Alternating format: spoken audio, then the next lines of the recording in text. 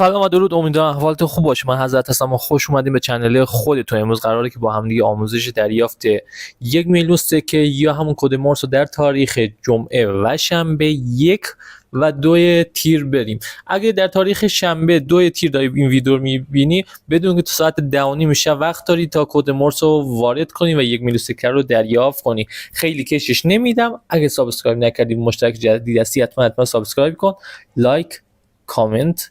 عشق من قربونت بریم سراغ ویدیو. خب بچه‌ها، یه کمی کلیت همستر تغییر کرده، یعنی یه آپدیت داده و تقریبا جزئیاتش فرق کرده واسه اینکه کد مورس رو وارد کنید و کلا وارد قسمت کد مورس بشید. اینجا دیلی چیپر اصلا قشنگ واسه کار راحت کرده، میزنید روش و وارد قسمت کد مورس میشه. خب بچه‌ها، کلمه مخفی امشب فارم هستش که به صورت صندوق چپی که نوشتم باید وارد کنیم. حالا با هم دیگه وارد می‌کنیم. اولی F، یه ضربه، 2 ضربه، یه نگه داشتن، یه ضربه. بعدیش A، یه ضربه، یه نگه داشتن، یه ضربه، یه نگه داشتن. بعدیش R، یه ضربه، یه نگه داشتن، یه ضربه، یه ضربه، نگه داشتن، یه ضربه.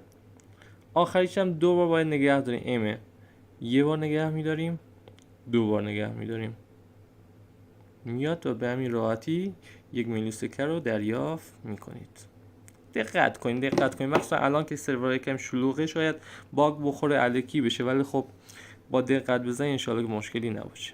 خب بچه‌ها، امیدوارم که به درتون بخوره. هر گونه مشکل داشتین داخل کامنت ها بنویسید، جوابتون رو میدم. بازم میگم اگه سابسکرایب نکردی سابسکرایب کن، لایک هم بزن. دمت گرم. خدا نگهدار.